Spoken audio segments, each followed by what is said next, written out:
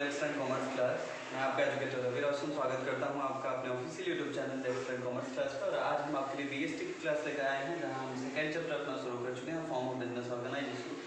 और पिछले क्लास में हमने ज्वाइंट हिंदू बिजनेस के बारे में, उसके अलावा हमने सोल ट्रेड के बारे में और पार्टनरशिप के बेसिक डेफिनेशन को देखा था। आज हम पार्टनरशिप के टाइप्स के बारे में कि टाइप्स ऑफ पार्टनर्स क्या होते हैं, टाइप्स ऑफ पार्टनरशिप क्या होता है, क्लासिफिकेशन क्या होती है, इन बारे में हम बात करेंगे। और उसके बाद उसके रजिस्ट्रेशन और पार्टनरशिप डीड के बारे में हम बात करने वाले हैं। ठीक, तो आइए शुरू करते हैं अपना आज का ये क्लास। इससे पहले अगर आप हमारे चैनल पर नए हैं तो चैनल को सब्सक्राइब कर लें, बेल आइकन प्रेस कर दें ताकि आने वाली हर नई वीडियो की अपडेट्स आपको मिल सके और आप किसी भी क्लास को मिस ना करें। ज़्यादा से ज़्यादा लाइक, कमेंट और शेयर करें।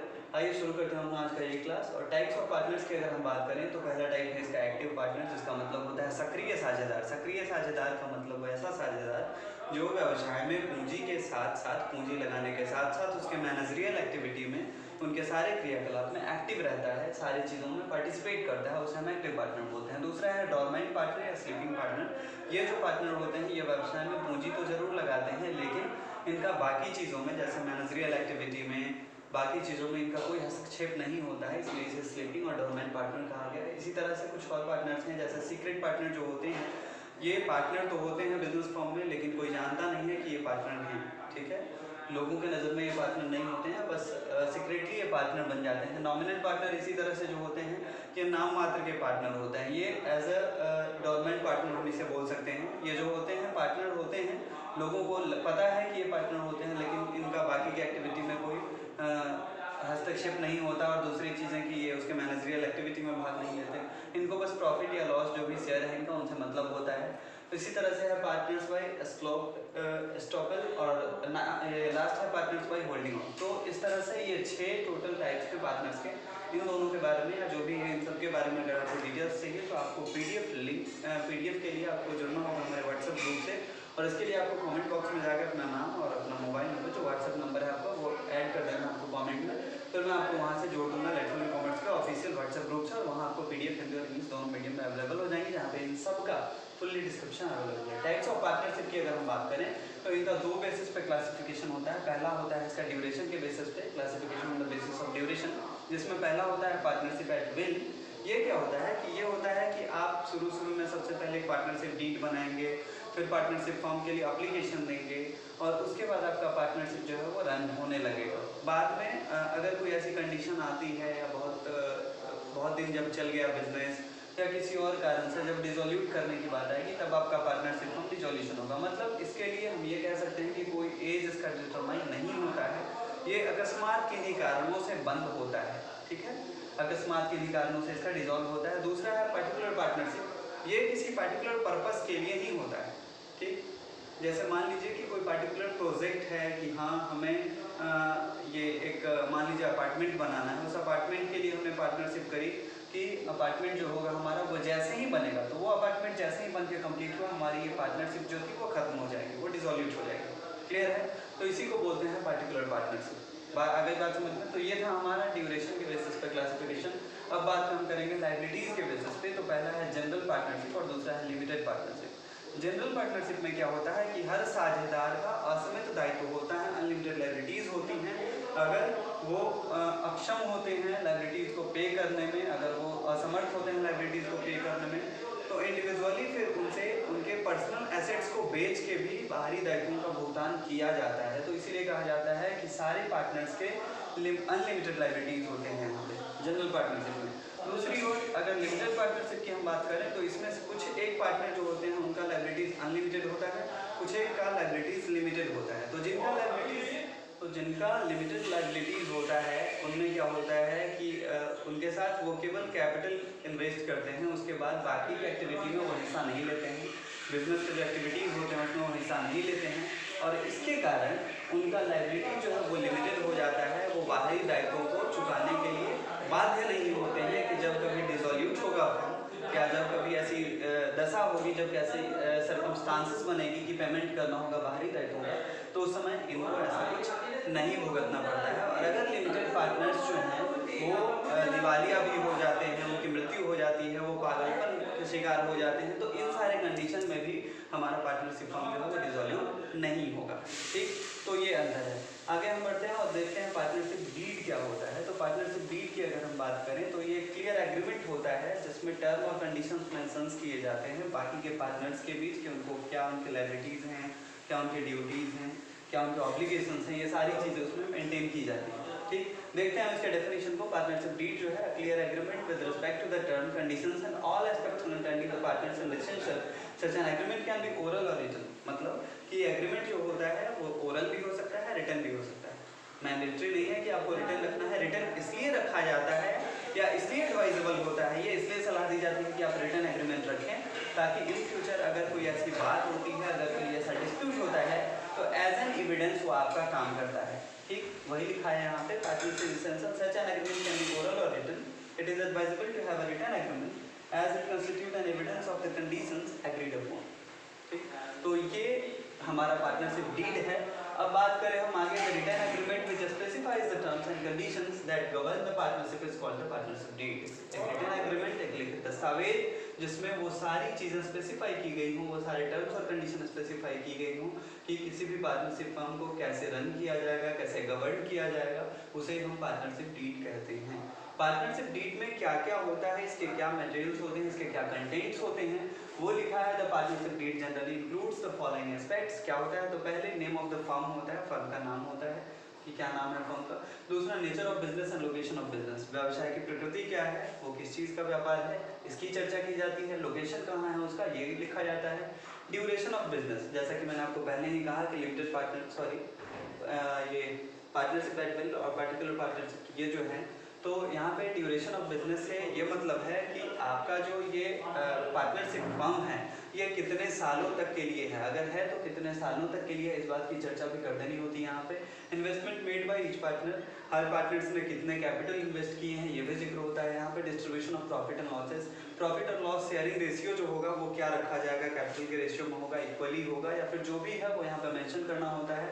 Duties and obligation of the partners, सारे साझेदारों के क्या कर्तव्य हैं, उनके क्या ऑब्लिगेशंस हैं, इन बात की चर्चा होती है। Salaries and withdrawals of the partners, अब सैलरीज उनको कितना प्रोवाइड किया जाएगा, विड्रॉल करने के क्या रूल्स हैं, कब वो विड्रॉल कर सकते हैं, किस कंडीशन में, ये सारी बातें होती हैं। आठवां है terms governing admission, retirement and expansion of a partner, expulsion of a partner. कोई भी नया पार्टनर अगर एडमिशन ले रहा है हमारे पार्टनरशिप फर्म में तो वहाँ पे फिर क्या उसके टर्म्स हैं, अगर कोई रिटायरमेंट ले रहा है, किसी का एक्सपल्सन हो रहा है तो उस समय क्या टर्म्स और गवर्न कंडीशन अप्लाई होंगे, ये सारी चीज़ें भी मेंशन होती हैं। इंटरेस्ट ऑन कैपिटल का क्या रेट है, इंटरेस्ट ऑन ड्राइंग का क्या रेट चार्जेबल है पार्टनर्स पे। दूसरा procedure for dissolution of the firm, firm अगर डिसोल्यूट होगा तो उसके क्या प्रोसीजर होंगे, उसकी क्या प्रक्रियाएं होंगी, ये होगा। Preparing of accounts and their auditing, अब अकाउंट्स को कौन से बेसिस पे रखा जाता है और हमारी ऑडिटिंग कब कब होगी, क्वार्टरली होगी, एनुअली होगी, हर 2 सालों पे होगी, इस बात का जिक्र होता है। And the last methods of solving disputes, और अगर कोई डिस्प्यूट्स होता है इन फ्यूचर तो उसको सॉल्व कैसे किया जाएगा, उसका निपटारा कैसे किया जाएगा, ये सारी चीज़ें मेंशन की जाती हैं पार्टनरशिप डीड में। और इसी डीड को भर के तब हम अप्लाई करते हैं पार्टनरशिप फॉर्म के लिए, तब जाके रजिस्ट्रेशन होता है। आगे आने वाले टॉपिक में हम रजिस्ट्रेशन की बात करेंगे, उससे पहले हम बात करें कि अगर कोई माइनर जो 18 साल से कम का है वो अगर पार्टनर्स बनना चाहता है किसी पार्टनरशिप फॉर्म में तो क्या ऐसी कोई व्यवस्था है, ऐसा कोई प्रावधान है। आइए देखते हैं। Such a minor is incompetent to enter into a valid contract, क्योंकि कोई माइनर जो है वो किसी भी वैलिड कॉन्ट्रैक्ट को करने में अक्षम है, ऐसा हमारे यहाँ प्रावधान नहीं है कि वो वैलिड कॉन्ट्रैक्ट करे। He can't become a partner in any firm, so वो किसी भी फर्म में पार्टनर नहीं बन सकता है। Clear. However, a minor can be admitted to the benefits with the mutual consent of all partners. लेकिन अगर व्यवसाय के बाकी के जो साझेदार हैं, बाकी के जो पार्टनर्स हैं, वो अगर चाहें तो उन सबके परस्पर सहमति से ऐसा कोई म्यूचुअल कंसेंट हो तो उसको प्रॉफिट और लॉस के लिए केवल हम शामिल कर सकते हैं। ठीक। In such cases, his liabilities will be limited to the extent of capital invested by him. और इस कंडीशन में उनकी जो दायित्व होगी, मतलब माइनर जो पार्टनर्स होंगे उनके जो लायबिलिटीज होंगी वो उनके केवल पूंजी जो वो लगाए हैं उन तक सीमित होगी, उनके कैपिटल जो इन्वेस्ट किए गए हैं उनके द्वारा उन तक सीमित होगी। He will not be eligible to take part in the management of the partnership firm, और पार्टनरशिप फर्म जो है उसमें मैनेजमेंट में, मैनेजरियल एक्टिविटी में हिस्सा लेने का इनको अधिकार प्राप्त नहीं होगा। और यही कारण है कि इनके व्यक्तिगत संपत्ति को बाहरी दायित्वों के भुगतान के लिए कभी भी प्रयोग में नहीं लाया जा सकेगा। तो ये था हमारा कंडीशन, माइनर पार्टनर्स अगर होंगे तब। आइए अब हम देखते हैं कि पार्टनरशिप डीड के बाद रजिस्ट्रेशन के क्या प्रोसीजर है और रजिस्ट्रेशन कैसे होता है, क्या होता है।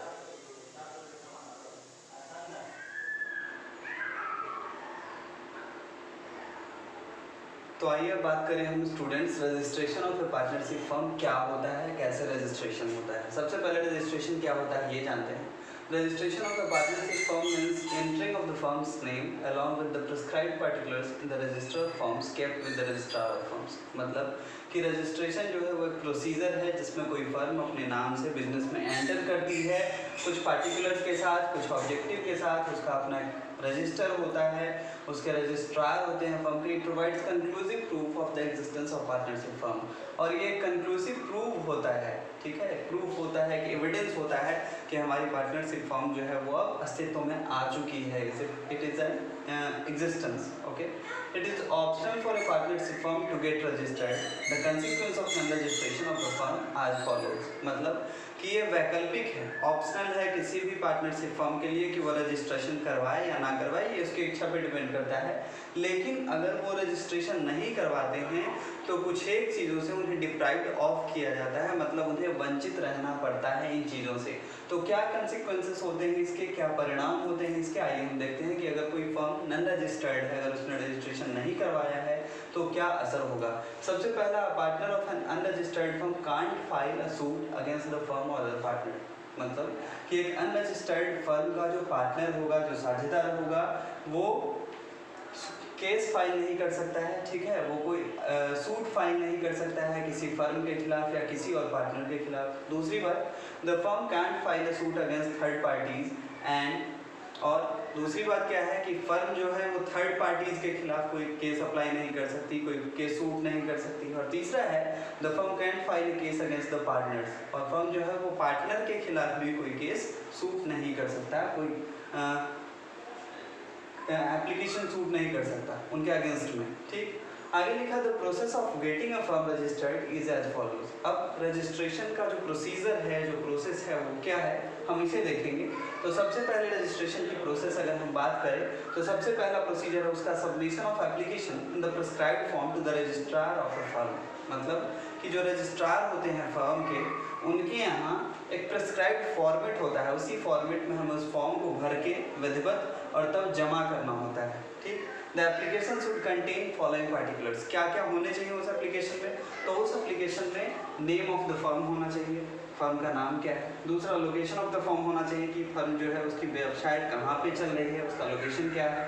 तीसरा, name of other places where the firm carries on business, और बाकी के और भी अगर कहीं पे ऐसे हैं जो जहाँ पे उस बिजनेस फर्म का ब्रांच हो, जहाँ पे वो अपने बिजनेस को कैरी ऑन करती हो, तो उन जगहों को भी मेंशन किया जाना चाहिए। फोर्थ है, the dates when each partner join the firm, उस डेट को मेंशन करना चाहिए जब फर्म में पार्टनर ने एडमिशन लिया था, आई मीन कि जब पार्टनर्स ने कैपिटल जब लेके आए थे, उस डेट को वहाँ पे मेंशन करना चाहिए। Name and address of the partner, हर एक पार्टनर्स का, फर्म में अगर 2 पार्टनर हैं तो 2 का, अगर उससे ज़्यादा है तो उन सब का नाम और उन सब के एड्रेसेस उस पर होने चाहिए।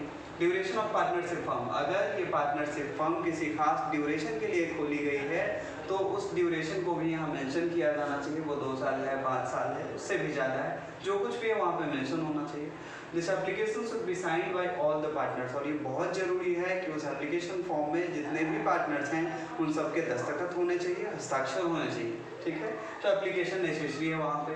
Deposit of required fee with the registrar of the firm, और फर्म का जो रजिस्ट्रार है उसके यहाँ जो रिक्वायर्ड फ़ी है, जो फ़ी निर्धारित है कि आपको इतना फ़ी जमा करना है रजिस्ट्रेशन के लिए, वो हमें जमा करना होता है। और तीसरा है, the registrar after approval will make an entry in the register of the firm and will subsequently issue a certificate of registration. इसके बाद रजिस्ट्रार जब इन सारी चीज़ों को देख लेगा, सारी फॉर्मेलिटीज़ कर लेगा, देखेगा कि एप्लीकेशन सही है, सारे कंडीशंस को फुलफिल कर रहा है, तो फिर वो फर्म के रजिस्टर में एंट्री करेगा और तब एक सर्टिफिकेट इशू कर देगा, रजिस्ट्रेशन सर्टिफिकेट इशू कर देगा उस पार्टनरशिप फर्म के नाम से। तो इस तरह से रजिस्ट्रेशन होता है एक पार्टनरशिप फर्म का।